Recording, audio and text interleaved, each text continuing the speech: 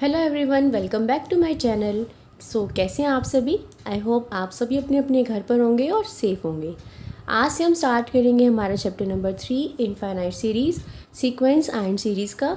इस चैप्टर को स्टार्ट करने की दो रीज़न्स हैं। एक तो आपका सीक्वेंस एंड सीरीज़ का सिलेबस काफ़ी लेंथी है। अगर हम फर्स्ट चैप्टर को ही करेंगे तो फिर काफ़ी टाइम लग जाएगा हमें थर्ड चैप्टर तक पहुंचने में। तो हम फर्स्ट को तो कर ही रहे हैं, साथ साथ इस चैप्टर को भी करेंगे। और दूसरा ये कि जब तक आपको ये चैप्टर नहीं समझ में आएगा, आपको स्पेशल फंक्शन का चैप्टर नंबर फर्स्ट भी समझ में नहीं आएगा। सो इसी वजह से मैंने डिसाइड किया कि मैं आपको ये चैप्टर भी साथ साथ करवाऊँगी। ओके, सो अगर आप मेरे चैनल पे नए हैं तो चैनल को जल्दी से सब्सक्राइब कर देना और बेल आइकन को ज़रूर हिट कर देना। So let's get started. Infinite series, देखिए इसकी इंट्रोडक्शन पढ़ते हैं हम पहले। We are familiar with arithmetic and geometric series. In an arithmetic series, each term after the first term is obtained by adding a constant fixed number to the preceding number. In geometric series, each term after the first term is obtained by multiplying a constant fixed number to the preceding term. ये कह रहे हैं कि हमने अभी तक arithmetic series और geometric series यानी कि एपी और जीपी के बारे में पढ़ लिया है। एपी सीरीज़ में क्या होता है, आपने जो फर्स्ट टर्म ली है और आपने एक नंबर, कोई भी कॉन्स्टेंट नंबर फिक्स कर लिया और फर्स्ट टर्म के अंदर आपने उस फिक्स नंबर को ऐड कर दिया तो आपको क्या टर्म मिल जाएगी? सेकंड टर्म मिल जाएगी। सेकंड टर्म में आपने दोबारा से उस फिक्स नंबर को ऐड कर दिया तो आपको क्या मिल जाएगी? थर्ड टर्म मिल जाएगी। तो इस तरह की सीरीज़ को तो कहा जाता है अर्थमेटिक सीरीज़। फॉर एग्जांपल, आपने फर्स्ट नंबर ले लिया 3 और आपने एक नंबर फिक्स कर लिया, वो भी है 3। तो 3 तो है फर्स्ट नंबर। सेकंड नंबर के लिए क्या करेंगे? 3 के अंदर 3 को ऐड करेंगे तो क्या आएगा? 6। तो सेकंड टर्म क्या आ गई? 6। अब इस सेकंड टर्म 6 के अंदर फिर से ऐड करो 3 को तो क्या आएगा? 9। फिर 9 के अंदर 3 को ऐड करेंगे तो क्या आएगा? 12। और ऐसे ही चलता रहेगा। तो ये सीरीज़ कैसी है? AP series. और जीपी सीरीज़ क्या होती है? आपने फर्स्ट नंबर ले लिया 3, आपने फिक्स नंबर चूज़ कर लिया 3, फर्स्ट नंबर को फिक्स नंबर से मल्टीप्लाई करो, दैट इज़ 3 इंटू 3। तो 3 इंटू 3 क्या आएगा? 9। फर्स्ट टर्म क्या थी? 3। सेकंड टर्म क्या आ गई? 9। 9 को दोबारा से 3 से मल्टीप्लाई करेंगे तो क्या आएगा? 27। तो ये तो है एपी सीरीज़ और ये क्या है? GP series. एपी सीरीज़ और जीपी सीरीज़ में डिफरेंस समझ में आ गया। इसमें ऐड करते हैं टर्म में, इसमें मल्टीप्लाई करते हैं, ठीक है। और ये कह रहे हैं आगे, Thus a series can also be formed by applying some other rules to its term. जैसे हमने यहाँ पे ऐड किया, यहाँ पे मल्टीप्लिकेशन की, इस तरह से सीरीज़ और भी तरीके से बनाई जा सकती है। हर किसी का अपना अपना रूल होगा। For example 1 cube plus 2 cube plus 3 cube plus 4 cube ups on 10 cube. And क्या किया है यहाँ पे? नेचुरल नंबर्स का क्यूब किया हुआ है और उनको ऐड किया हुआ है। ये किया हुआ है ना। अब इस टर्म में हमें पता है कि लास्ट में जो हमारी टर्म होगी वो क्या होगी? 10 क्यूब होगी। लास्ट टर्म वो यही होगी। बट अगर ऐसी सीरीज़ हो जिसके अंदर हमें हमारी लास्ट टर्म ना पता हो, उस सीरीज़ को कहा जाता है इनफाइनाइट सीरीज़। क्या कहा जाता है? Infinite series. ऐसी सीरीज़ जिसकी हमें लास्ट टर्म नहीं पता होती, यहाँ पे लिखा हुआ है in some series there is no last term, that is the terms of series continue indefinitely. वो इनडेफिनेटली आगे कंटिन्यू करती रहती हैं। इस तरह की सीरीज़ को क्या बोला जाता है? Infinite series. क्लियर है? अब आते हैं इसकी डेफिनेशन पे। If a n is a sequence of real numbers, ये ए एन यहाँ पे क्या है? रियल नंबर्स की सीक्वेंस। क्या है? सीक्वेंस। देखो, रियल सीक्वेंस का क्या मतलब है कि जैसे जैसे आप n की वैल्यू को चेंज करोगे आपको a1 मिलेगा, फिर a2 मिलेगा, तो ये सीक्वेंस में चलेगा। ये क्या है? an रियल नंबर्स की सीक्वेंस है। Then the expression of the form a1 plus a2 plus a3 plus so on an and plus so on indefinite. हमें नहीं पता कि ये सीरीज़ कहाँ तक जाएगी, इसीलिए an के बाद भी यहाँ पे क्या है? डैश डैश है, ठीक है। That is the sum of the terms of sequence which are infinite in number. हम इन टर्म्स का क्या कर रहे हैं? सम कर रहे हैं। और ये टर्म्स किसकी हैं? ए एन सीक्वेंस की है। और ये कहाँ तक है? इनफाइनाइट तक है। इनका नंबर कैसा है? इनफाइनाइट। तो इसको क्या बोला जाता है? Infinite series. क्या बोला जाता है? Infinite series. और इसको डिनोट कैसे करेंगे? Summation n is equals to 1 to infinity a n. जैसे जैसे n की वैल्यू को 1 रखेंगे, यहाँ पे 1 आ जाएगा। n को 2 रखेंगे 2 आ जाएगा, और समेशन का मतलब सम, उन सब का sum a1 plus a2 plus a3 and so on जब n की वैल्यू इन्फिनिटी तक जाती रहेगी, जब तक उस टर्म का सम करेंगे उसको हमने इससे डिनोट कर दिया। और सिंपली आप इसको समेशन an भी लिख सकते हो, इसको बोलते हैं क्या, इनफाइनाइट सीरीज। समझ में आ गई इनफाइनाइट सीरीज की डेफिनेशन। अब इसके अंदर जो टर्म्स होंगी, a1 वो फर्स्ट टर्म होगी, जो a2 होगी वो सेकंड टर्म होगी, जो a3 होगी वो थर्ड टर्म होगी, और जो an होगी वो nth टर्म होगी। क्लियर है। अब आते हैं इनकी कुछ एग्जांपल्स पे, कुछ इलस्ट्रेशंस पे, देखते हैं कि कैसे क्या दिया हुआ है। Summation n is equals to 1 to infinity 1/n। यहाँ पे n की वैल्यू को चेंज करो, n को 1 रखोगे क्या आएगा, 1/1 इज 1, n की वैल्यू को 2 रखो क्या आएगा 1 + 2, n की वैल्यू को 3 रखोगी क्या आएगा 1 + 3। और क्योंकि यहाँ पे समेशन है तो हमें क्या करना होगा, हर एक टर्म को ऐड करना होगा। दैट्स वाई 1 + 1/2 लिखा हुआ है, इनटू नहीं लिखा हुआ, क्योंकि यहाँ पे समेशन है। 1 + 1/2 + 1/3 + 1/4 + 1/5 + 1/6 अपसोन 1/n एंड अपसोन इन्फिनिटी हमें नहीं पता कहाँ तक जाएगा। क्लियर है। उसके बाद है 1/n²। तो जैसे यहाँ पे n को 1 रखोगे तो 1 का स्क्वायर तो 1 हो जाएगा, तो 1/1 is 1, then 1/2², then 1/3², then 1/4² and so on चलता रहेगा। ठीक है। थर्ड आता है -1 की पावर n - 1/n। -1 की पावर n को 1 पुट करो, 1 - 1 इज 0, किसी की भी पावर 0 इज 1, तो ये टर्म क्या बन जाएगी -1, किसी की पावर 0 यानी कि 1, यानी कि -1, और अपॉन क्या आएगा 1, तो -1/1 1। ठीक है। उसके बाद n को 2 पुट करो, -1 की पावर 2 - 1 दैट इज -1 की पावर 1, और अपन में क्या आएगा 2, तो -1/2। फिर क्या आएगा, n को 3 पुट करो, -1 की पावर 3 - 1 दैट इज 2, -1 का स्क्वायर यानी कि -1 का स्क्वायर इज +1/3। क्लियर है। ऐसे ही ये प्लस माइनस ऑल्टरनेटिव सीरीज में यहाँ पे हमारी टर्म्स आएगी, क्यों कि हमारे पास जो टर्म है वो ही नेगेटिव है, इसी वजह से जब पावर इवन होगी तो हमारे पास पॉजिटिव वैल्यू आ जाएगी, जैसे ही पावर ओड होगी हमारे पास नेगेटिव वैल्यू आ जाएगी। क्लियर है, समझ में आ गई इलस्ट्रेशंस। उसके बाद आते हैं हमारे पास convergence and divergence of an infinite series. देखते हैं क्या है इसका मतलब। Consider the infinite series summation n is equals to 1 to infinity an। हमने ये सीरीज ले ली, इसकी जो फर्स्ट टर्म होगी वो a1 होगी, प्लस सेकेंड टर्म a2 होगी, देन a3 होगी, देन an तक होगी, देन अपसोन इन्फिनिटी तक होगी। हमें नहीं पता वो कहाँ तक जाएगी, इन्फिनिटी तक जाएगी, इसलिए हमने यहाँ पे डैश डैश लगा दिए। अब सीक्वेंस का क्या मतलब है, सीक्वेंस का मतलब है कि इसकी जो s1 होगा वो होगा फर्स्ट टर्म, देन जो सेकेंड टर्म होगी s2 वो a2 नहीं होगी, वो a1 + a2 होगी, ये बात ध्यान रखना। ठीक है। s3 जो टर्म होगी वो a1 + a2 + a3 होगी। s4 का मतलब क्या है कि sum of first 4 digits number. s5 का मतलब क्या है कि sum of first 5 digits. s6 का मतलब सम ऑफ फर्स्ट 6 डिजिट्स, और sn का मतलब सम ऑफ n डिजिट्स। ठीक है। तो sn क्या हो जाएगा, a1 + a2 + a3 + अपसोन an। अब यहाँ पे कुछ रिजल्ट्स आएंगे। रिजल्ट्स क्या है कि सीरीज कन्वर्ज कब करेगी, डाइवर्ज कब करेगी, और ऑसिलेट कब करेगी। देखते हैं कैसे पता चलेगा। The sequence Sn is called the sequence of partial sum of series this. याद रखना इस बात को, जो Sn ही जो हम निकालते हैं इसको सम तो बोलते हैं, बट वो सम कैसा होता है, पार्शियल होता है, कंप्लीट नहीं होता। तो जो ये Sn सीक्वेंस है इसका ये क्या कहलाती है, पार्शियल सम ऑफ सीरीज। किस सीरीज का, इस सीरीज का। ठीक है। उसके बाद देखो एन इनफाइनाइट सीरीज, ये कैसी सीरीज है, एक इनफाइनाइट है क्योंकि इसकी वैल्यू इनफाइनाइट जा रही है, तो ये एक इनफाइनाइट सीरीज है।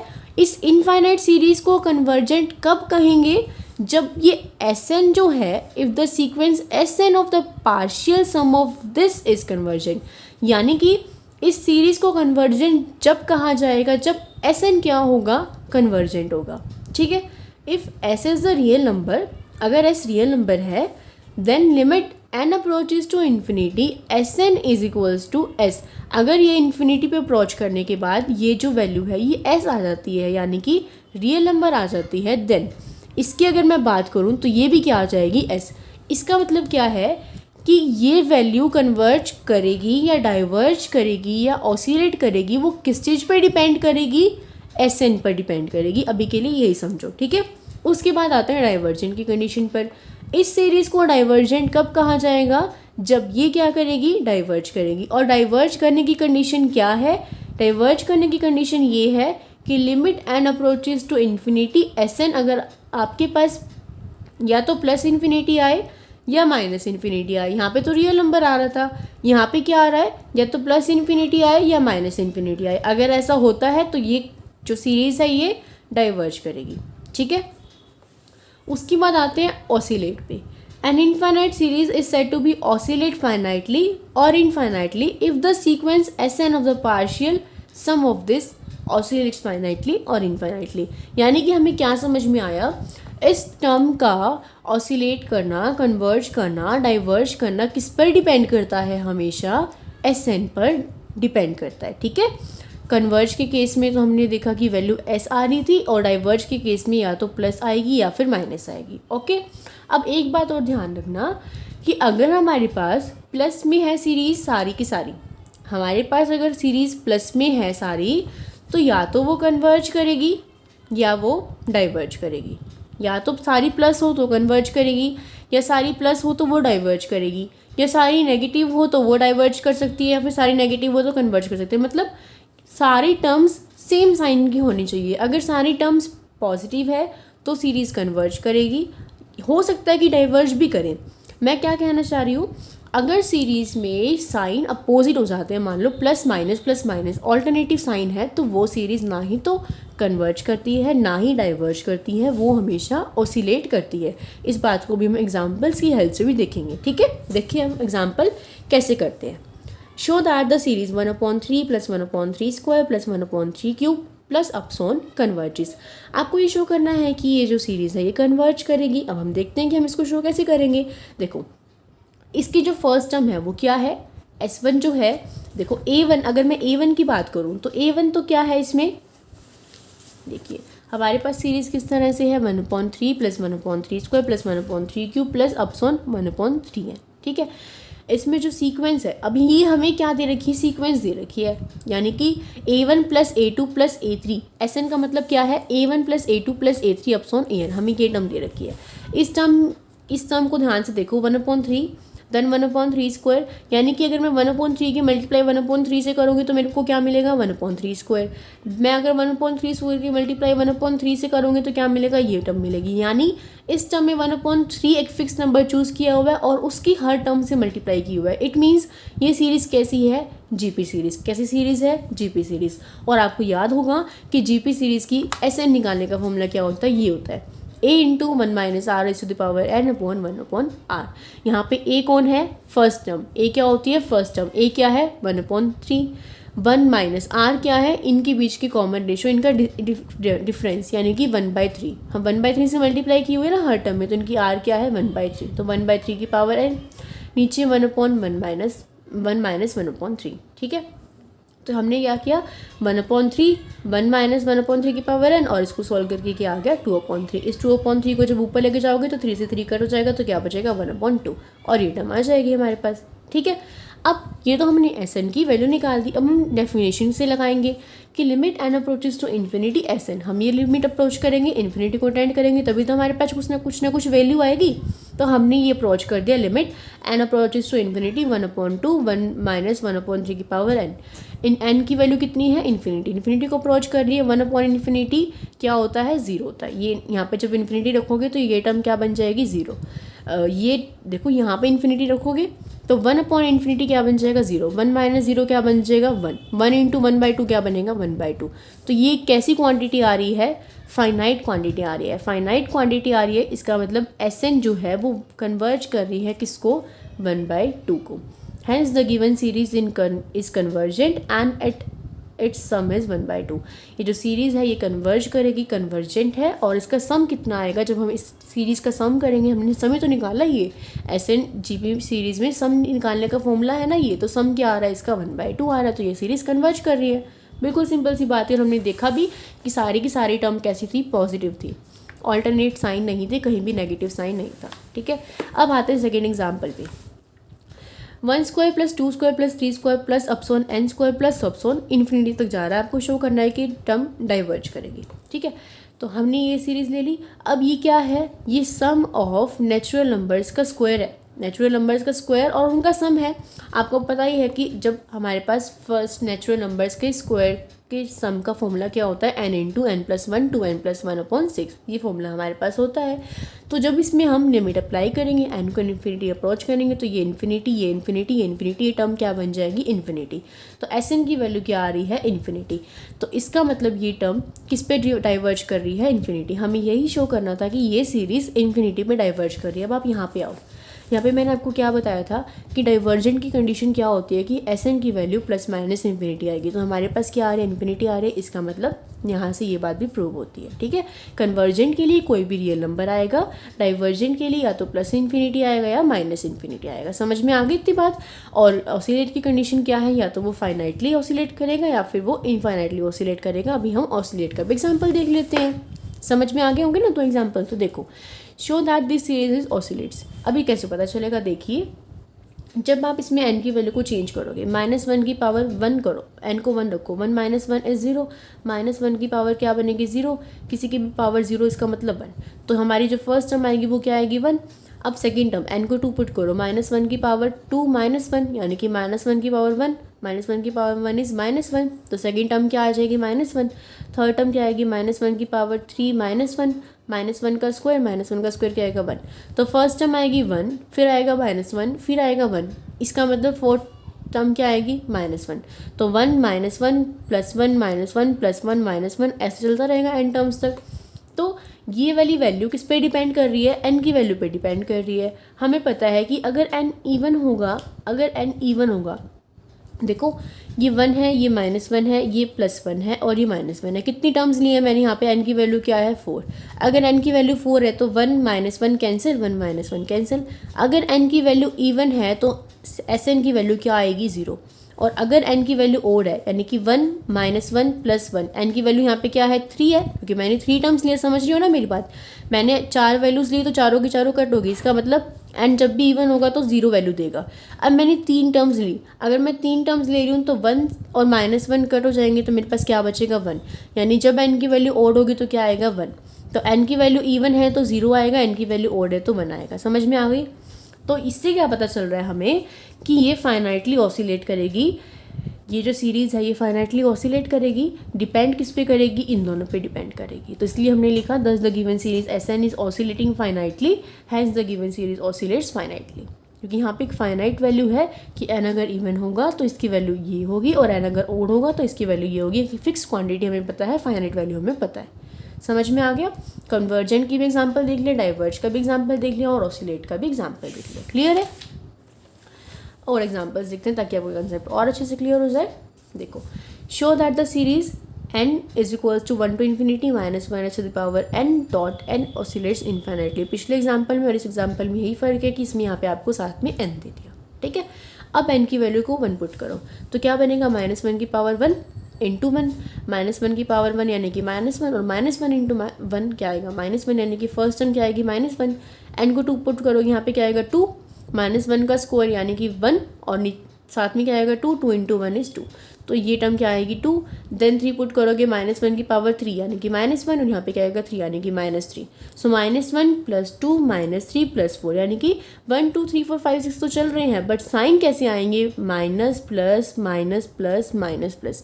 आप देख सकते हो कि ये ऑल्टरनेटिव सीरीज़ है, ऑल्टरनेटिव साइन है, इसीलिए ही ये सीरीज़ ऑसिलेट कर सकती है। ये सीरीज़ ना ही तो कन्वर्ज करेगी और ना ही डाइवर्ज करेगी, ठीक है।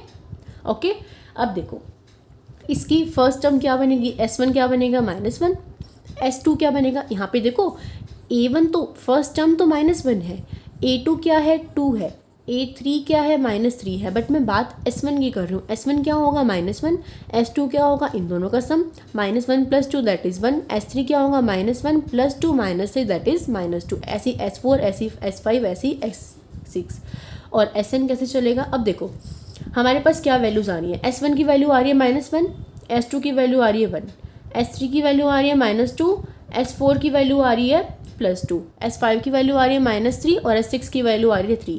यानी कि वैल्यूज़ किस तरह आ रही है, -1 1 -2 2 -3 3 -4 4 -5 5। अब ये वैल्यू कहाँ तक चलेगी, इन्फिनिटी तक चलेगी। यानी कि ये कैसी सीरीज़ है, एक इनफाइनाइट सीरीज़ है।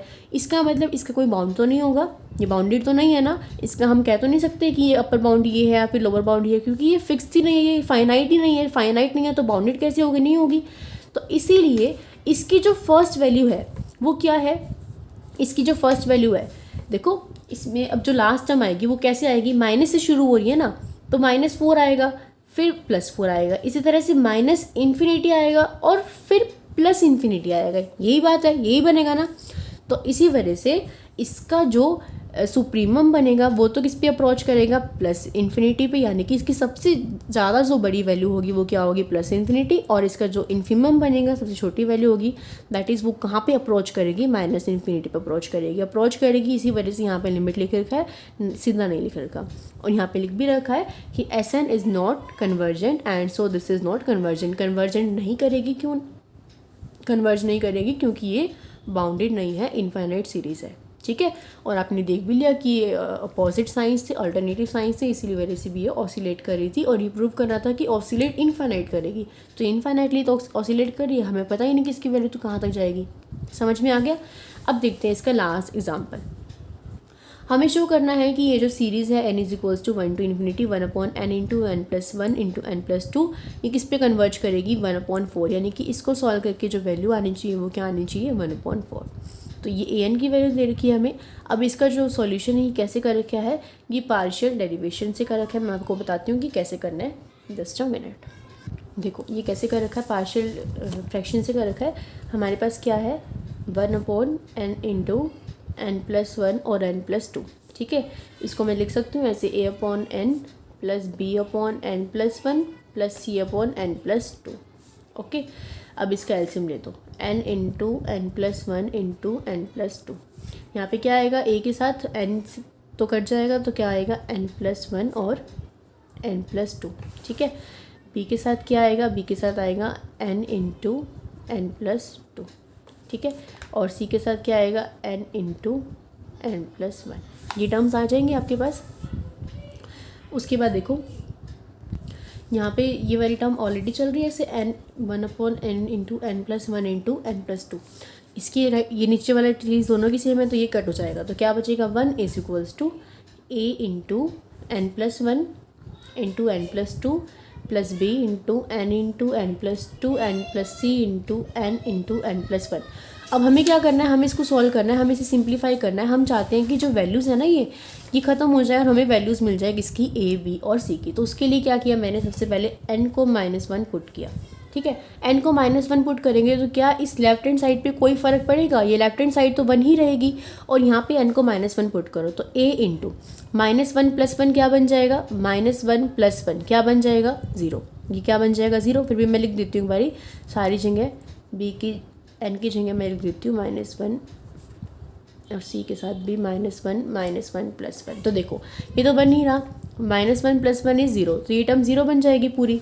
ऐसे ही -1 + 1 ये टर्म भी पूरी 0 बन जाएगी। बचेगा क्या, b बचेगा, b के साथ -1 बचेगा और 2 - 1 बचेगा, यानी कि 1 = -b। और मैं कह सकती हूँ कि b की वैल्यू क्या आ गई, -1। ठीक है, समझ आ गया। अब n को 2 पुट करके देखो, n को -2 पुट करो, n को -2 पुट करोगे तो देखो 1 तो एज इज रहेगा, 1 तो एज इज रहेगा। a × -2 + 1, n को 2 पुट कर रही हूँ, यहाँ पे मैं -2 पुट कर रही हूँ, -2 + 2 + b, b के साथ आएगा -2 + 2 और c के साथ आएगा -2 + 1। ठीक है, अब ये -2 + 2 0, -2 + 2 0, क्या बचेगा, c × -2, c × -2 और -2 + 1 = -1, यानी कि -2 × -1 और ये क्या बन जाएगा, -2 की मल्टीप्लाई -1 से करोगे तो क्या आएगा, 2 आएगा ना। 1 = 2c, c की वैल्यू क्या आ गई, 1/2। ठीक है, समझ आ गया। अब n को पुट करते हैं 0, देखो हमें b की वैल्यू मिल गई, हमें c की वैल्यू मिल गई। अब हमें ऐसा करना है कि हमारे पास क्या हो, b और c वाली जो टर्म है ना वो 0 बन जाए। तो मैं n को 0 पुट कर दूंगी तो ये 0 बन जाएगा, n को 0 पुट कर दूंगी तो ये 0 बन जाएगा। n को अगर मैं 0 पुट कर रही हूँ तो ये टर्म फिनिश नहीं हो रही, तो इस वजह से मैं क्या करूँगी, अब a की वैल्यू निकालने के लिए n को 0 पुट करूँगी। ये आप समझ, मतलब ऐसे मैंने ट्रिक अप्लाई की है। मैंने -1 इसलिए पुट किया ताकि -1 + 1 हो जाए तो ये टर्म 0 बन जाए। -2 इसलिए किया था कि -2 + 2 करूँ तो ये टर्म खत्म हो जाएगा। ठीक है, ऐसे करते हैं। अब n को पुट करा मैंने क्या 0, तो 1 = a × n + 1 है तो 0 + 1 बन जाएगा, और n + 2 है तो 0 + 2 बन जाएगा, और ये टर्म तो ख़त्म ही हो जाएगी। ठीक है, तो क्या बचेगा 1 = a × 1 और × 2, तो 1 = 2a, तो a की वैल्यू क्या आ जाएगी 1/2। अब a की वैल्यू तो आ गई 1/2 और b की वैल्यू आ गई -1 और c की वैल्यू कितनी आ गई 1/2। अब इन वैल्यूज़ को पुट कर दो यहाँ पे। ठीक है, इन वैल्यूज़ को पुट करते हैं हम यहाँ पे। a की वैल्यू क्या है 1/2 और नीचे यहाँ पे क्या है n एज इट इज़ रहेगा। b की वैल्यू क्या है -1 अपॉन नीचे क्या रहेगा a की माइनस है +1। c की वैल्यू क्या है 1/2 और नीचे क्या है n + 2। तो क्या टर्म आ गई 1/2n -1/n + 1 + 1/2 × n + 2। अब देख सकते हो आपकी बुक में यही टर्म है, डायरेक्ट रिजल्ट लिख रखा है। फिर आप पूछते हैं कि कैसे कर रखा है, तो मैंने आपको बता दिया। ओके, अब नेक्स्ट स्टेप में क्या कर रखा है, नेक्स्ट स्टेप में डिवाइड कर रखा है। मतलब डिवाइड कैसे कर रखा है, जो ये है ना 1/2n है, इसको ब्रेक कर रखा है दो टर्म्स में। ये देखो, इसमें 1/2n को तो एज इट इज़ रखा है, 1/2 × n + 2 इस टर्म को भी एज इट इज़ रखा है। ये जो है ना टर्म, इस टर्म को ब्रेक कर रखा है, 1/n + 1 को इस टर्म में ब्रेक कर रखा है। क्योंकि जब आप इस टर्म का एलसीएम लोगे ना, देखो 2 × n + 1 एलसीएम आ जाएगा, ऊपर क्या आएगा 1, यहाँ से -1 और यहाँ से -1, तो -1 × -1 क्या बन जाएगा -2 और नीचे क्या है 2, तो उस 2 से 2 तो कैंसिल हो जाएगा, तो क्या बचेगा -1/n + 1। जब आप इन टर्म को एलसीएम लेके सॉल्व करोगे तो -2/2 × n + 1 आएगा, तो 2 से 2 कट हो जाएगा, तो ये टर्म वापस आ जाएगी। इस टर्म को ब्रेक करके इन दो टर्म्स में स्प्लिट कर दिया। ठीक है, समझ आ गया। अब उसके बाद क्या किया है, इन टर्म्स को तो एक साथ रख लिया। ये जो टर्म्स थी ना, देखो 1/2n -1/2n + 1 और -1/2 और ये इन टर्म्स को इसमें से 1/2 बाहर ले लो, तो क्या आएगा अंदर 1/n -1/n + 1। इसमें से 1/2 को बाहर ले लो, तो क्या आएगा 1/n + 1 और यहाँ पे क्या आएगा माइनस का 1/n + 2। क्यों? क्योंकि आपने माइनस का 1/2 बाहर लिया है, तो ये वाली टर्म माइनस हो जाएगी, तो अंदर ये वाली टर्म आएगी। ठीक है, अब ये an आ गया, an आ गया। इसका मतलब अब हम n की वैल्यू को चेंज कर करके a1 की वैल्यू और a2 और a3 वैल्यूज निकाल सकते हैं। तो a1 यानी कि n को 1 पुट करो, 1/1 1 -1/1 + 1 1 क्या बनेगा 2 बनेगा, यानी कि फर्स्ट टर्म क्या आएगी 1/2 1 -1/2। यहाँ पे -1/2 तो ऐसे ही रहेगा, 1/2 1 + 1 क्या बन जाएगा 2 और n को 1 पुट करोगे तो 1 + 2 क्या बन जाएगा 3। ठीक है, इसी तरह से सेकंड टर्म आएगी तो 2 पुट कर दिए, यहाँ पे 2 + 1 3 बन गए, यहाँ पे 2 एस्टिस है, 2 + 1 3 2 + 2 4। ठीक है, और ऐसे ही हमारे पास a3 a4 ऐसी टर्म्स आती रहेंगी। ठीक है, और an टर्म लास्ट में क्या आएगी, आपने इस n को एज इट इज़ रखा, ये an टर्म बन जाएगी।